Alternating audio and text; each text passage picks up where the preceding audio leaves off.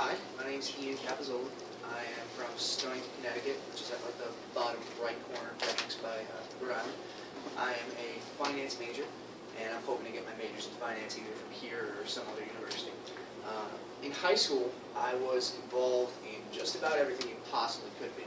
I volunteered at a local museum, I played varsity football, I threw track, I was in the drama club, I did musicals every year, I sang with the choir, and I held a couple part-time jobs. So, when I got to college, I wanted to do the exact same thing I had done. So, immediately I joined RHA, I joined Freshman Council with Jess and Kayla, and I got a part-time job. On top of all of that, I also joined the rugby team. To start off, in the fall, I knew absolutely nothing about rugby. I knew that you had to pass the ball backwards. There was once a South African team that did something that was really cool. That was about it. It was completely new to me, so it was a little rough. I came from a football background, obviously, so it was a learning experience from the very beginning. This is a rugby ball. It's a lot like a football, a little bit more grippy than a football, a bit bigger. And don't worry, they don't all say Ian Capizzoli on them, but this one does.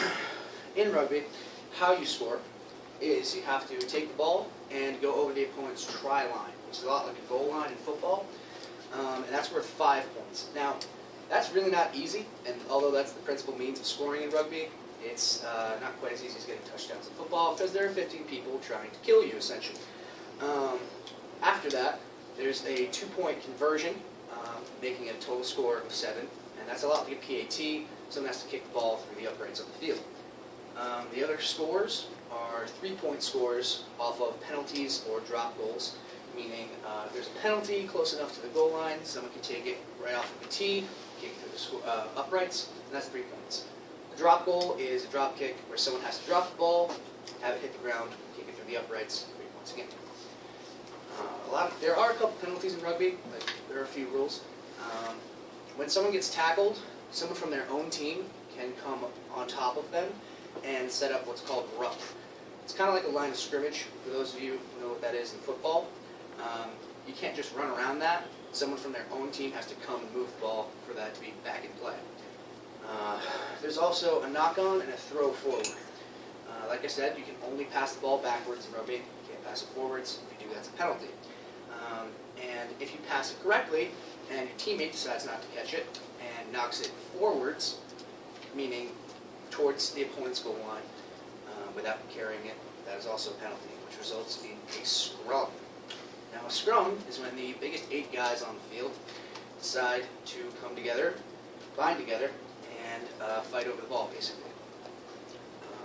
The team who did not commit the penalty, they have their scrum half throw in the ball like that, and curve it towards their own team a little bit, and they try and hook it back in order to get it out and out to the backs, and get in some space and try and get tries.